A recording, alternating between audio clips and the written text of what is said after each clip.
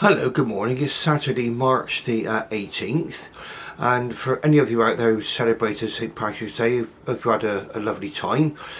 And of course we had the Cheltenham races this week as well, but we're going to be talking about something a little bit different to my normal collections today, because I'm normally a GWR person. Now the thing is that this year is a centenary of Flying Scotsman.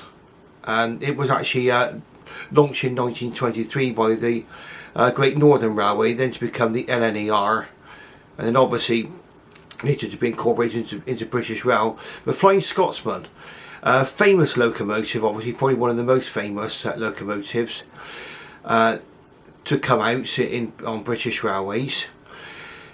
Now I've been wanting to buy a model for some considerable time, and I've missed out on a few. Where there's a Hornby version which you could buy, which goes back right back to the 1970s as one with the smoke deflectors and everything else, and the last one on eBay went for over £100, okay, and that's for a Ringfield powered locomotive. And I got to be honest with you, I sort of ducked out of the bidding when it was getting too high for my comfort zone. And I thought, well, how am I going to get hold of one now? Hornby are producing Flying Scotsman models as well, and they're quite expensive. But where does that leave some of us who maybe got, I don't know, £100 to spend, couple £100 max? And that's where we end up looking at the Hornby Railroad range, and that's what I went to. I was looking on the Amazon website, and I saw this one. I think I got for about £106. Including postage, because I've got Amazon Prime, and it was next day delivery. Now I received this yesterday, but because of Ferris social commitments I've not been able to do this until this morning. So what I'm going to be having a look at today is the Hornby Railroad Flying Scotsman, and we'll talk about the Hornby Railroad range. And if you look back to my previous video, I did compare a railroad range locomotive with one that was almost sort of like a little bit above a railroad range, and very often there's a lot of bargains to be had there in the railroad range. We're going to have a look at this particular one, and we'll see how we get on with it. Okay, so we'll do a small little test run and everything else, and the next thing you'll see is me actually unboxing this and getting this onto the layout. Okay, so I'll see you in just a few moments. Right, so you can see my layout already to receive the locomotive. With the rating wrap there ready, but let's have a look and see what we've got. Hornby Railroad. Now normally Hornby Railroad range models come in a sort of a red and yellow pattern box. Well, this particular one, it's come up with a very nice box. Okay, and I know box isn't everything to people, but to me it's part of the buying experience. And that's how this one comes. Got a lovely Hornby Railroad. It's DCC ready there, it says, so we know DCC ready, Hornby. There's a locomotive there. That's one of the nice things about these. You can see the locomotive actually straight away in the box. And then at the top of the box, we got Flying Scotsman, Hornby's website address there.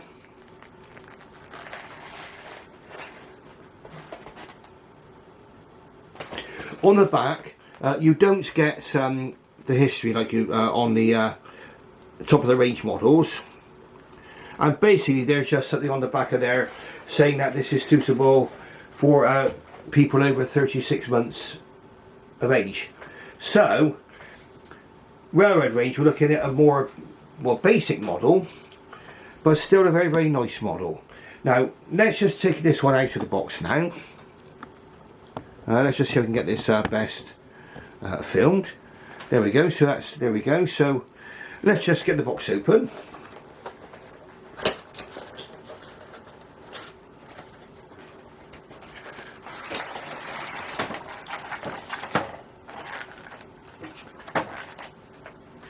And it comes with all the instructions, and don't worry, we'll get to the locomotive in just a moment. But this is what Class A1/A3 railroad, so obviously they're probably showing a lot of the same workings.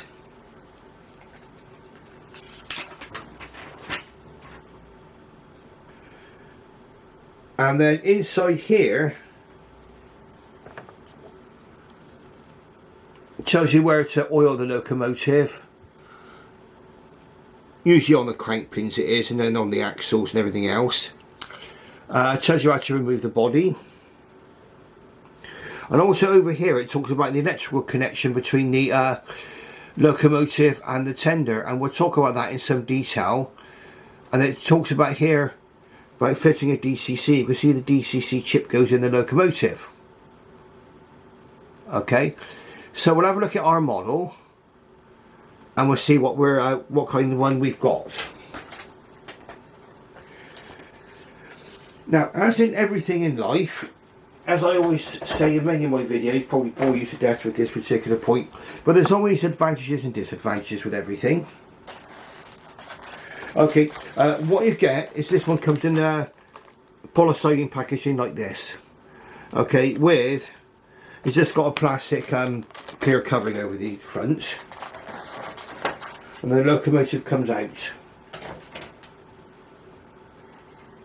Now the first thing you'll notice when you get this one out of the box is that on this particular railroad model, the tender is not connected electrically to the locomotive, so you won't have any pickups in that there. I'll talk about my thoughts on that in a moment. There's the coupling bar there, drawbar, and we'll have a look at this up on the Lazy Susan in due course. And we'll get the locomotive out.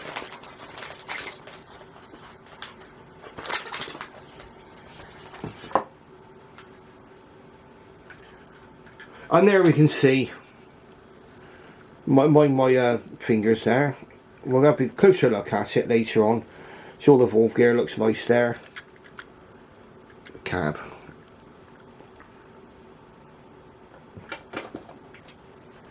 But we will get really up close and personal with this locomotive in due course. Now, the first thing we want to know is, does it run? And does the absence of tender pickups make any difference? Well, tender pickups, the advantages of tender pickups, obviously, you've got more wheels which are connected electrically from the track to the motor. I mean, that's probably stating the obvious. But bear in mind that even up to fairly recently, there were a fair few Bachmann models that were not connected electrically. And certainly I've got a lot of locomotives where there are no tender pickups. And in fact, really, tender pickups I don't think came in. I mean, you obviously had tender pickups with the Greenfield motor locomotives. That went on the track very, very nice.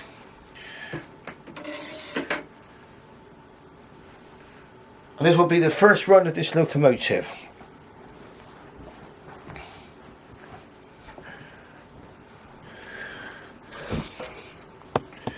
Now, I hope you agree that this locomotive from here has got a wonderful presence on the track. I mean, no doubt about it, wonderful presence on the track. Let's try it. This is brand new out of the box, not run it yet. We'll see if it goes. Right, so we know it runs backwards.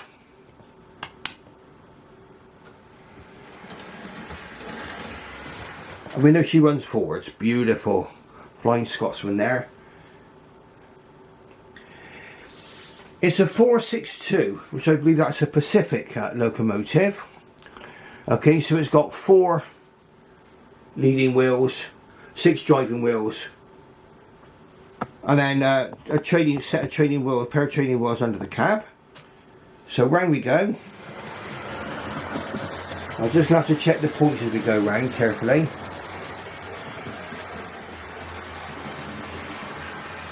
And I'll be running this locomotive in due course as well.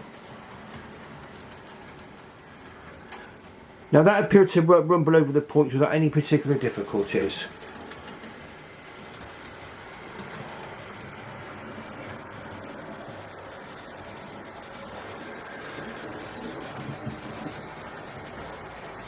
Yeah, very, very nice runner in my opinion. Very nice runner. The Hornby Railroad Flying Scotsman. We're not going particularly fast at the moment because we're going to be doing sort of points tests and things, and we will be doing a running in procedure. But we will have a close look at this one quite shortly.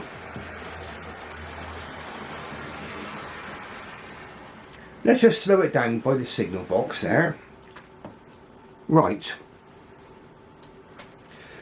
Now I'll be doing a points test. Now we've already gone over the main line curve points. So we're going to try it over this junction now here. And this will give us an idea about whether, for me at least, I find that the lack of tender pickups a major disadvantage. Now obviously with pickups the more the merrier, of course, but with this locomotive it is what it is. So we've got no tender pickups, so let's see how we go. Right, so over this point now into the station. Well, there you go, nothing wrong with that. Okay, so now obviously I can only talk about my own when it comes to locomotives. Sorry, my hand got in the way there, by the way. When I talk about locomotives like this, I can only talk about my own personal experience, okay? And you can see the results on the track as I test the locomotives. And then if you were to buy one of these, your own personal experience, well, that hopefully will be the same. Okay, so here we go. Let's put it into reverse now. So we're going to try and see what she's like in reverse. Well, that's not bad, is it? That's going forward there quite nicely. Or in reverse. Give it a slight tweak on the controller. Always remember, my track goes out every day and gets put away at night. So, well, that, I do agree, that wasn't a bad performance on points, was it? And then we'll bring her into the more difficult junction now.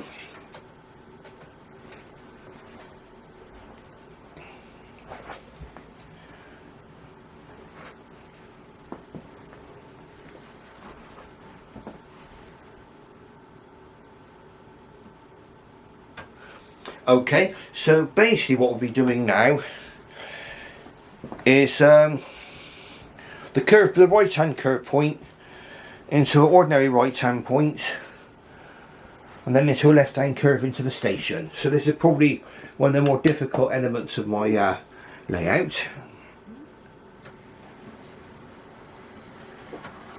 Let's see how we go. Right, so it didn't catch or snatch on those points at all. And you can see again, it's gliding majestically into the station there. Beautiful. Right, so far what I would say is, or ask the question, am I happy? Very happy, of course, very, very happy. I've been waiting to run this since yesterday. Like I say, with various social commitments and things yesterday, I didn't get a chance to get this one out. So I would have just rushed it really, and I would have been probably made myself late for what I had planned. So it's nice I can sit down here now on a Saturday morning. It's about 20 to 10. Have a nice little look at this locomotive now and show it to you. Now, sorry about my hands are getting too close. We're right by the controller here, so it's likely you'll see my great big mucky paws getting in the way. Let's have a look and see now. In reverse, we're away again, and away we go, running backwards. Well, that seemed to keep going quite well, didn't it?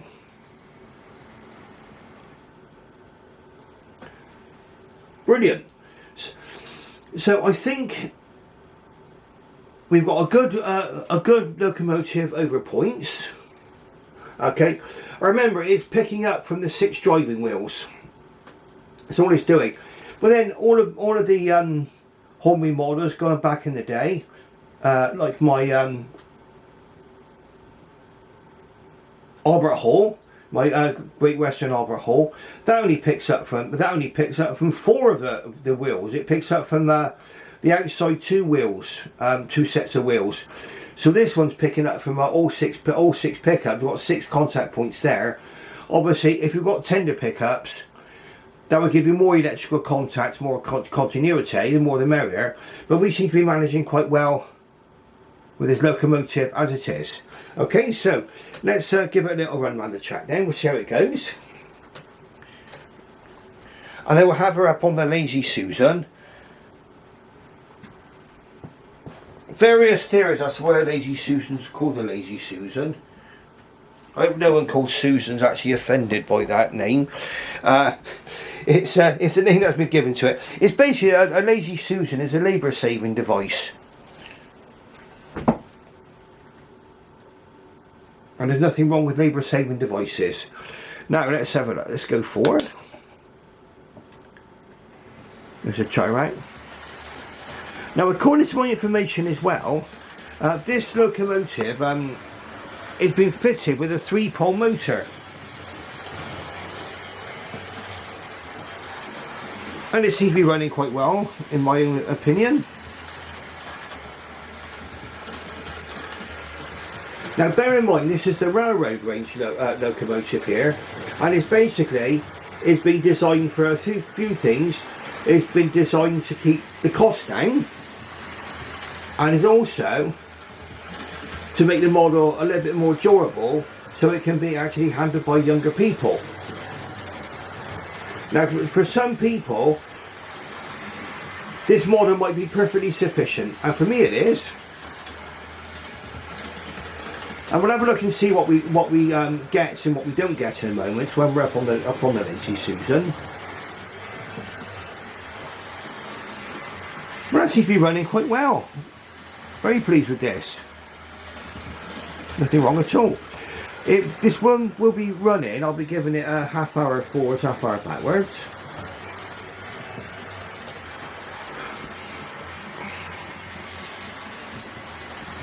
So along we come. Now the next time you'll see this locomotive, we'll be looking at it up close and personal. Okay, so now we get to see the lovely Flying Scotsman up close and personal, and I think it looks like it's a really nice looking locomotive. It has a real presence to it. Now we'll begin with the features that you'll get on a railroad model, which are different to maybe the top of the range models. Now you get sort of plain lettering on the and numbering on the tender and on the locomotive. So the 4472 and the LNER have got no form of shadowing on there. So I mean that is part of the cost cutting really, to bring it in within a price. But that cost cutting is quite justified if it brings it into an affordable price for the modeler. Now and when it goes around the track, it looks fine anyway. To me, and I think unless you mention it, I wouldn't have really made anything of it, to be honest. I noticed it mentioned by other reviewers, and it looks fine to me. It's got the nice white lining around there on the tender, and also it's got the white lining on the locomotive itself.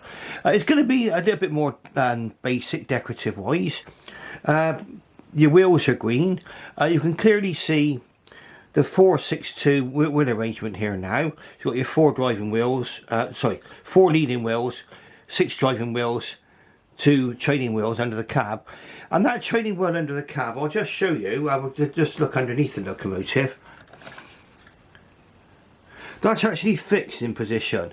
So those back wheels there are flangeless. But to be fair, on this particular model, those wheels are not floating above the track. Now I've seen a couple of these Hornby models with this design, and the back wheels have looked like they've been floating a long way above the track. On this one here, you haven't got much room obviously because the motor is there, but I think that these wheels even revolving, so as the locomotive's going along, so that's fine. The valve gear and the connecting rods, that's a little bit more fine than you'd normally get on a railroad locomotive, so that I would say needs careful handling. But what I would say probably it makes it a lot easier because of the design of the actual running plates. Is easy to pick it up by the running plate here without sort of causing any damage to the valve gear.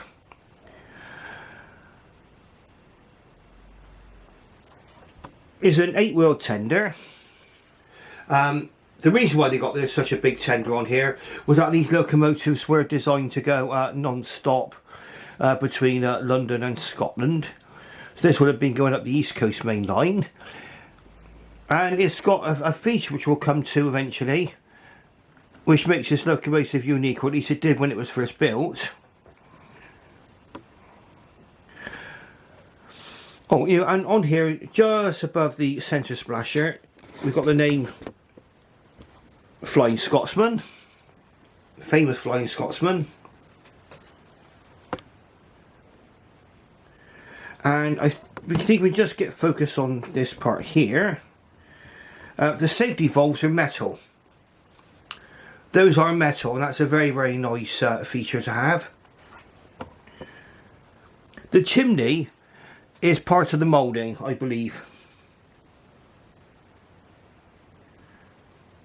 One less thing to fall off, I suppose. And nice separately fitted handrail going round. I mean, the rest of the stuff on here is mainly moulded. But again, that's to sort of strike this balance between detail and durability. And I think in many ways the railroad models do that very, very well. You can see from here clearly we've got cab glazing. So there's glazing on the front window here, on the side window, sorry, and on the front window there. So absolutely fine there. Come around to the front of the locomotive. We'll zoom out just ever so slightly, make the focusing easier. Oops, here we go. Right, we've got, I don't know if you can see it from here, we've got 4472 on the front buffer beam. You've got metal buffers, but they're not sprung. Rock solid. Okay. You do get the smoke box start's been painted, but that again is part of the moulding. It still looks quite nice though, in my opinion, when it's been picked out like that in the silver. Also, it's got the hinges there picked out as well, and there's a nice little handrail there, separately fitted. But the lamp part is part of the moulding. So again, come to the territory of a railroad model. Come on to the other side, very much the same on this side as on the other. I'll just adjust the tripod just ever so slightly. Again, you've got Flying Scotsman down this side. You can clearly see the 4 leading wheels, the 6 driving wheels, and the 2 training wheels under the tender. And I would say again, just to reiterate, those training wheels are actually touching the ground. So they don't look like they're floating above the track like it has been on some models like this. Also, you can clearly see the cab glazing again on this side. And as some of you may know from my earlier videos, I did fall foul of a locomotive, but it was a second-hand one, but it came with the glazing missing on one side. So I'm glad to report on this new locomotive, it's all complete. Again, we can have a look at the valve gear again. Very nice, sophisticated looking valve gear there. I say it's quite fine. I mean, for a railroad model, quite fine. A lot of the details again moulded on. We've got the separately fitted handrail there, and there's a pipe going round the side of the locomotive there, but that's part of the moulding as well. Very forgivable on the railroad range. And again, we've got the LNER on the tender. Now we move back to the back of this tender, and this is what made this locomotive unique at the time of its release in 1923. This is a corridor type tender here, and the idea would be that these locomotives will be running non-stop up to Scotland, and of course you had a larger tender to take the coal and the water, and you had water scoops to replenish the water. But what about the poor old crew? Okay, so what they did was that this corridor here would allow there to be a change of crew. So there'd be and then there was a door came out at the front of the tender, and that enabled the crew to be swapped over while the locomotive was still moving. You've got your solid buffers on the back there, just the same. The coupling, you see there, standard Hornby coupling, NEM coupling. Looking at the top of the tender, the colo don't look too bad there. Not too bad at all, not too chunky, is it? It looks fine, in my opinion, for a railroad model. Lovely. Then the front of the tender here, that's all moulded on detail there, mainly I would say is all moulded. But again, this is for the durability factor, and to allow this was something which could be picked up quite confidently by someone like a younger modeller without the worry of something falling off. Okay, the handrails on the tender, they're moulded on as well. There and there. And also, they're partially moulded. The water scoop handles there, and the brake handle, I believe those are on there.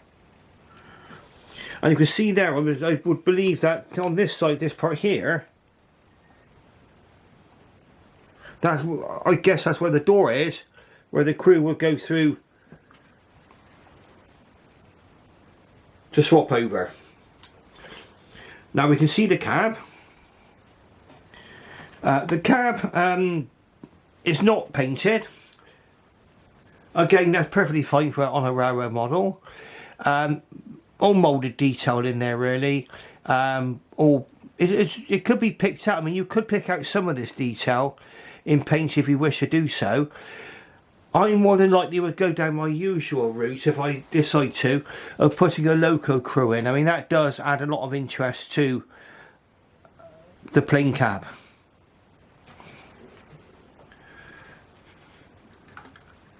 Looking underneath the locomotive, you've got provision there to fit brake rigging. Hornby made in China, it says on the bottom there. I can see that the wheels there are flangeless. Okay, that's just to allow that to go around the curves without fouling the track. Okay. On some more up the top of the range ones, sometimes they come with alternate wheels which have got flanges on them, but then that would be only of any use on very, very, very gentle curves, or probably if you were going to be putting the locomotive in a display cabinet. But in this particular instance, you don't get spare wheels or anything with this. You can clearly see that the tender is not electrically connected to the locomotive, but it seems to manage reasonably well without the additional pickup. It's nice to have them.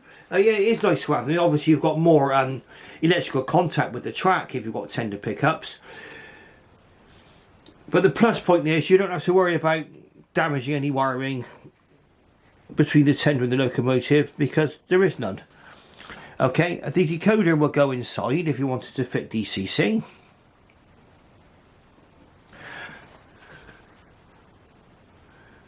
Oh, and on the top of the cab there, those have been posed, the actual vents on the top of the cab there, they've been posed sort of half open, but they're part of the moulding again. They don't actually move. But all in all, a very, very nice locomotive. And another thing I will comment on is the weight. I mean, even though this is, you know, plastic body and everything else, there must be quite a significant stuff in the chassis there, because that is very heavy locomotive. Very nice to feel that weight. That would give it a lot of traction on the track and enable you to pull lots of coaches without the wheels slipping. Okay, so we'll be moving on to the next part of the video quite shortly, so I'll be with you quite soon. Right, so this is the, in my opinion, magnificent Hornby Railroad Flying Scotsman. I'll just send it around the track, and we'll just say find a few words before we wrap things up. Okay, so let's watch her fly through the country station there.